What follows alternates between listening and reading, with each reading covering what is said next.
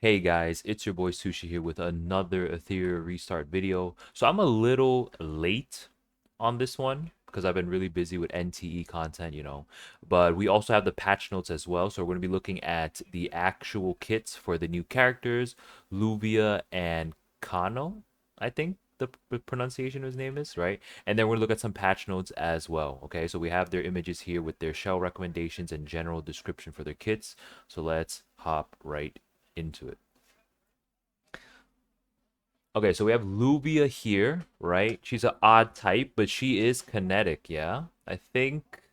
I'm pretty sure she's kinetic, right? She looks pretty good. Nice booba window right here. Huge. And then whatever is going on, whatever's going on here. Booba, nice, right? You guys already know. So we'll save the shell recommendations for last, but let's hop into the skill preview. Okay, so this is her full outfit and stuff. Nice, very nice, right? Like you can't make it bad. You know what I mean? You can't make a character look bad anymore. I don't think it's really possible unless you try really hard. But anyway, her skill 1 or S1 is called Hex Pedal. Deals damage to a single enemy with a chance to inflict Wither Bloom. What is exclusive Ivy effect, bro? Devs, please. Wither Bloom absorbs healing based on Luvia's max HP. When the effect expires naturally, deals true indirect damage equal to the remaining unabsorbed healing amount. This effect cannot be purified. Okay, this is some interesting language here, right? This looks like a yellow debuff, right? But let's read it again. Absorbs healing based on her max HP. When the effect expires naturally, deals true indirect damage equal to the remaining unabsorbed healing amount. Wait, so is she like storing? Okay, so what I'm thinking is like let's say you wither bloom on like a Tiamat or something, right? You wither bloom on a Tiamat, and then when Tiamat gets healed, she will absorb a certain percentage of Tiamat's HP that she heals, right? And then I guess after a certain number of turns, the effect will expire naturally and then deal true damage equal to the remaining unabsorbed healing amount. So whatever she didn't heal, or whatever she did not absorb from Tiamat's healing, they'll take that damage. So like is it just like not locking, but like just holding on to that HP and then deal the damage in a turn or two or three turns, however long this effect lasts? Pseudo heal reduction reveal, yeah, but that doesn't sound. I mean, it sounds interesting, right? It sounds interesting, but it doesn't sound good. You know what I mean? It doesn't sound broken AF, right? Because she is supposed to be a kinetic, right? And we know Kethos was the first kinetic, she's the second one. So I'm expecting her to be pretty broken. So it doesn't seem her S1 anyway, right? We still have two more skills to look at. But her S1 does not seem that good. It sounds kind of underwhelming. I'm not gonna lie. Okay, doesn't sound that good.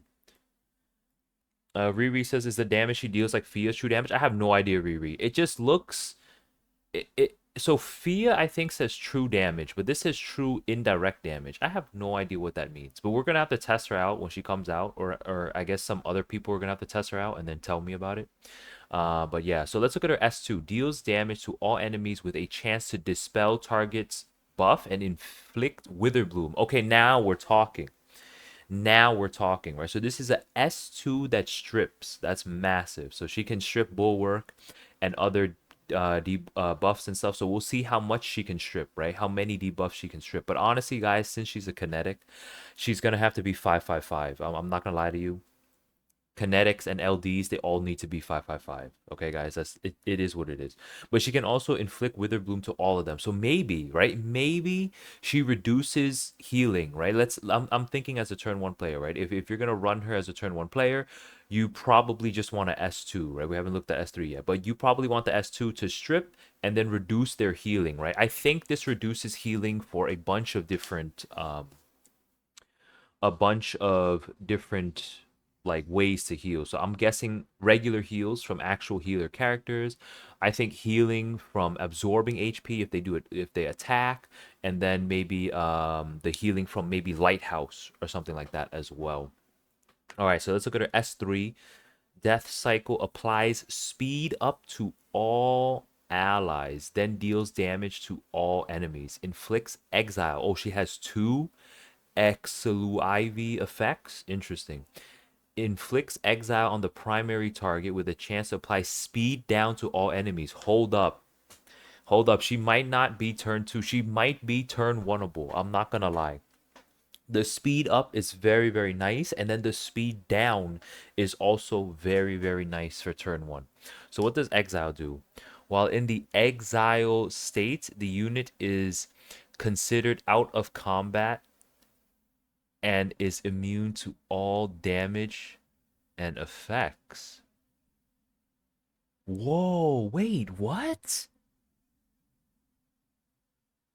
Wait, hold up, wait, this is good. Is this good for like Messiah? Wait, so she applies a Mickey Mouse. She does not even this is better Mickey Mouse. So she is a buffer. Oh, wait, hold up. You're right, Merge. You're right, Merge.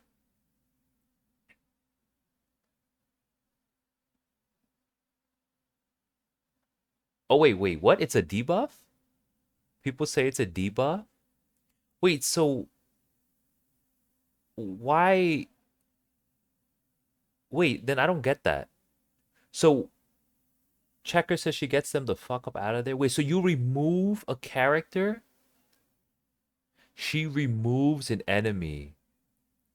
If you apply it on Valerian, her S3 is nullified. Oh, hell no. What? Yo, we thought Ketho stealing turns was bad? This chick is just gonna, like, just snap her finger and then just evaporates. Well, not evaporate, right? She doesn't delete them. But she just puts them out of the battle. She removes an enemy. She takes them out of the game. So does anyone play E7 or like Summoner's War? Is there like a similar mechanic that someone can kind of explain to me how this works?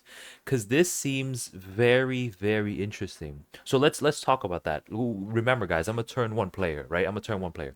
So Mamerge says maybe if you exile Valerian, her S3 is gone, right? So that's really good, right? That's very, very good. So then I think she can she also cook Palin? Can she also cook Palin? Let's say Palin goes first and Palin puts threat on Tiamat or whatever. And then she goes and then Luvia goes and then she exiles the Tiamat. Does that mean I can hit other characters then? This is going to be interesting. Exile unit cannot hit or use skills. But okay, wait, so then how many turns is this, right? We don't know. We don't know exactly how many turns this is, but that seems insane. This is kinetic worthy. This is what I'm talking about. This is kinetic worthy, right? Kinetic means they will break the game. LDs, they're just good and all, but kinetics are the ones who break the game, bro. What in the world is this, bro? You guys thought Terminate from Ray was bad. You thought Ketho stealing turns was bad. You thought cooldown increase was bad. You thought Xuan Chi negating your shell effects was bad. This is kind of crazy, bro. Testing her is going to be insane. Like, no joke. Testing her is going to be insane. She's going to be permaban, though. I mean, I think some people would let her through. I think some people will let her through, right? To test it, right? I don't know if like the top players like stream ER anymore because like I'm not like a top player, but I barely stream ER anymore either, right? But like I remember Bach and Rob and like other top players that stream, they usually test the characters and they usually let new characters through just to test them. Because I remember Bach told me like with Kethos or whatever, he kept letting other people play Kethos, but when it was his turn to pick Kethos, they kept banning his Kethos. So we'll see, right? We'll test it out next week, the week after, a month later. I don't know when I will have time to test it out myself. I'll probably just chat in the RTA Discord, ask them what's up with this character. and ask for some replays and stuff. But we'll see. We'll see if I have time to actually try this out. But let's take a look at the dude now. Actually, no, not the dude yet. Let's look at her recommended shell and cards, right? We have recommended imprints and stuff like that now.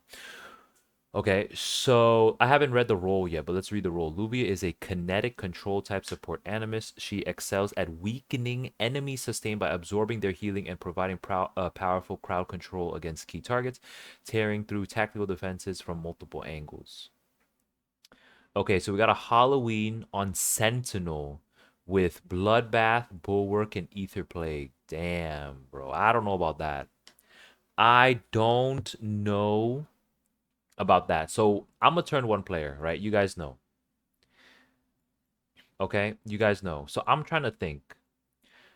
How do I use her as a turn one player, right? I'm thinking. So what can we do here? What can we do? So we can have her go first, right? We can have her fast as hell. We can perhaps let me look at her skills again. We can perhaps exile a character on the other team, and then you don't really need cleave, right? You don't. So if you're using her, you don't really need to cleave. You might be able to do single target damage, right? I don't know how the other guy is, but they did say he's a single target damage dealer. But what I'm thinking of here is like you exile. Let's say the other player picks like Tiamat and like 3 healers, right?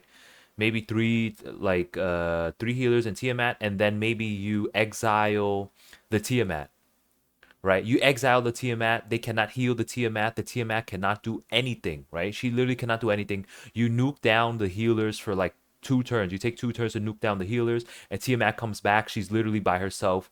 All her teammates are dead. It's just Tiamat at the end, and then you just kill Tiamat, right? That's possible. I'm thinking. I'm trying to think, right? You can run her, and then you can run maybe Lilium, maybe Yelly, right? And then just nuke the healers, and then you leave the Tiamat for last. That's what I'm thinking of as a turn one player.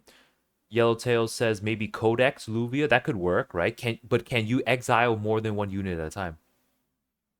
Right? Can you exile more than one unit at a time?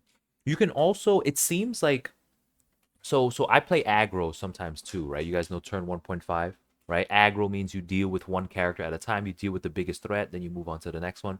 So you could also probably play her in an aggro team as well, right? So you would be able to use her S3 on the biggest threat.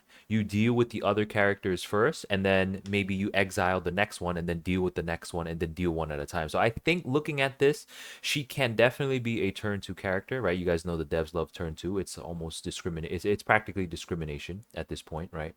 Um, but definitely she can definitely be a aggro character, right? Turn 1.5, exile somebody, they're out of here, nuke everybody else, and then maybe if you need to exile somebody else later, right? So it seems like she can be pretty flexible with her exile. But for turn one, what you guys are saying about Codex on her, I think is probably a good idea. Like if you're gonna play her turn one, it's got to be fast. It's got to be Codex or Halloween, like fast. You know what I mean?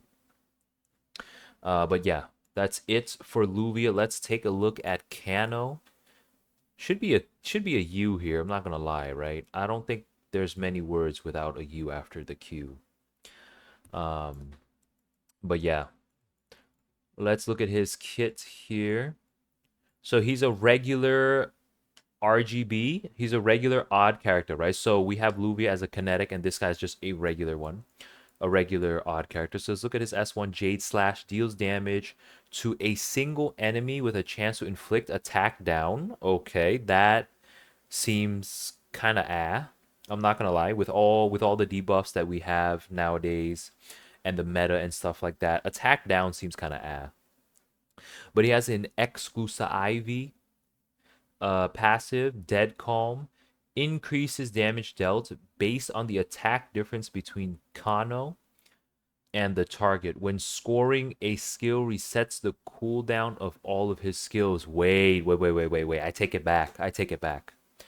I take it back, guys. Whatever I just said about his attack down, I take it back. Because attack down directly increases his damage right? Okay, but the problem, a problem with the attack down though, it seems like it is a debuff, right? But then we have what's that stupid card called Archon or whatever, with like infinite effect res. So if the enemy is running Archon, I don't think he ever lands his attack down anyway. You're right, Checkers. He does sound cool. He does sound kind of cool. But like I said, if you need to apply the attack down, right, then Archon just cooks him for free unless it's a guaranteed, right? Unless if you make him his S1 level 5, make it a guarantee, then that could cook. That could cook. S2 deals damage to a single enemy with damage increased based on the target's lost HP. Upon killing the target, increases Qano's turn meter. Okay. So S2 looks like a big single target hit, and then damage increased based on the target's lost HP. So that means that he could be a finisher. Okay? He could be a finisher. So with my T1 brain, okay, with my T1 brain, I'm thinking that you have a cleave character, right? You have a Senyu, you have a Yeli, you have someone like that with a big AoE that can do maybe 30, 40, 50% of someone's HP on the other team. Then you whip out this guy with his S2, and then you insta nuke one character, right? So it seems like both of these characters, Luvia and Qano, they both seem like aggro type of characters. You know what I mean? They seem like aggro type of characters. These characters are the ones who can lock down or get rid or deal with one character at a time on the other team, right? They're not full cleave, but I would say that they're not entirely full turn 2 as well, right? Okay, so S2 seems pretty good. Okay, S3 Shadow Fracture deals multi-stage damage to all enemies, so I'm guessing that means multi-hit. The final hit is guaranteed to inflict one stack of fracture. Damage dealt to the primary target is increased, and Qano gains void after attack. Oh, he can void himself. Wait, he can void himself. Exclusive effect fracture. Each stack increases the damage Qano deals to the target. This effect cannot be purified. Okay, so I'm gonna be honest with you guys. There's only one thing. Okay, there's only one thing I can think of, and that's revelation. Yes? Yes, guys? Multi-stage. So we're gonna have to we're gonna have to check. We're gonna have to check how many hits he does on his S3. But I can only think of revelation, man. Like no joke. I can only think of revelation. It's a big AoE multi-hit. If it's at least three multi hits, he might be able to use revelation, right? 2 hits is whatever, but 3 to 4 hits, revelation is definitely usable. To Roy says law of silence, so he can stay hidden for multiple turns. Okay, like if you're running him turn 1.5 or turn 2, okay, yeah, right. He can definitely be a very strong character on LOS, so that he can be permanently in void, and then you can attack and just do your thing, right? But like I said, as a turn 1 player, all I care about is nuking. So with that in mind, I'm probably gonna try him on Revelation if I have the time to try. But yeah, okay, let's look at his build, right? Let's look at the recommended build here. We got Tiger Yin on Butcher. Wow. On Butcher full damage. Oh my god. On Butcher full damage. I was not expecting that. So his role, it says Qano is a single target DPS capable of scaling his damage based on the attack gap between him and his opponent, allowing for swift and precise execution. Okay, so definitely a single target nuker. Is he gonna be better than Lilium? I don't know. I don't know. I'm trying to think, right? I'm trying to cook with him. Like what can I do? I could play a full single target cleave, right? I could run him, I can run Lilium, I can run Doki Doki to push both of them up. I can run Ray as well. So I'm thinking like a sample or like an example draft could be Ray, XC, Doki, Lilium, and then Kano, right? That could work. That comp I think could actually be pretty crazy, pretty spicy. right? Just nuke everything to oblivion, okay? If anything, I like that the devs are recommending like non-bloodbath turn 2 builds, you know, like this, right? This guy is clearly a very, very strong damage dealer. I hope his multipliers are good when we have the multipliers Wednesday morning for me. What's up, Yuno? Yeah, well, I think that's it for my thoughts for these guys. They definitely seem very interesting. Luvia has a brand new mechanic, right? It's all speculation as of right now. We don't know exactly how her exile as well as her Witherbloom new exclusive effects. Sorry, I mean exclusive IV effects will work, right? But Qano seems to be just a straight up raw damage dealer, which is what I like, right? We want that damage, you know? So Roy says single target DPS are good now because of the RNG Bramble Fiesta. Exactly. I've also been using Lilium quite a lot, right? But my Lilium, unfortunately, is only P1, so she's missing a lot of damage.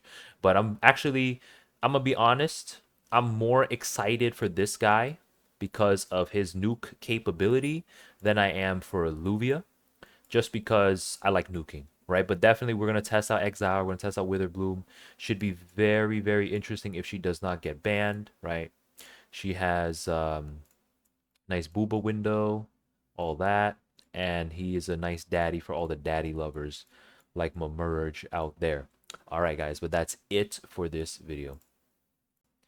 Guys, I forgot we had patch notes as well, so we're gonna add this to the end of the video. So let's take a look, right? Just patch notes, blah, blah, blah, blah, blah, blah, blah, blah, new character, blah, blah, blah, blah, new character, blah, blah, blah, blah. We just reacted to those, right? Okay, then we have the prowess up, right? You guys know if you get dupes for them, you get an extra lattice or 2 or 3. If you're a whale. Okay, we have, what is this? Hyper Coliseum. Battle in random draft mode. What is this? Random draft? Wait, do they just give you and your opponent a random draft and you just PvP with a random team? What the fuck? There's no way, right? Yeah, this is a random draft. There's no way this is not a random draft. Interesting. Random drafting. There are choices of animus you can just select. Okay, interesting, interesting.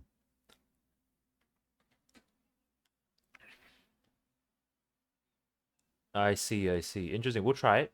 The game wasn't RNG enough. True, you know. True, true, true, true. What's this event? Candy Party. What the hell is this? Candy Party? Is this the rat shit?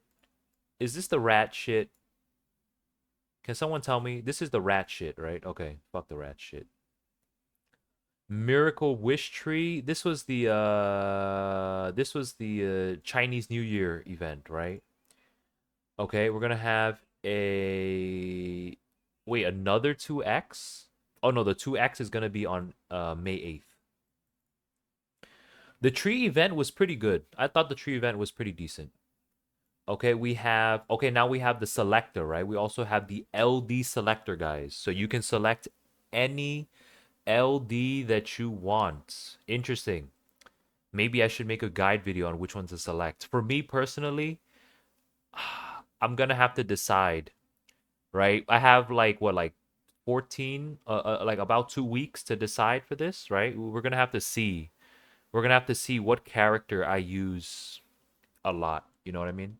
Like I don't mind a P3 mass. I don't mind a P2 Lilium, right? Because I've been really liking nuking with mass, bro. Nuking with mass is something else. That's nice. That's nice, guys. With the lattice tree. All right, hyper kernel updates. Okay, I don't care.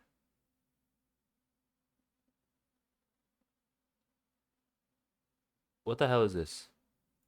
What the hell is redesign the exclusive crafting interface?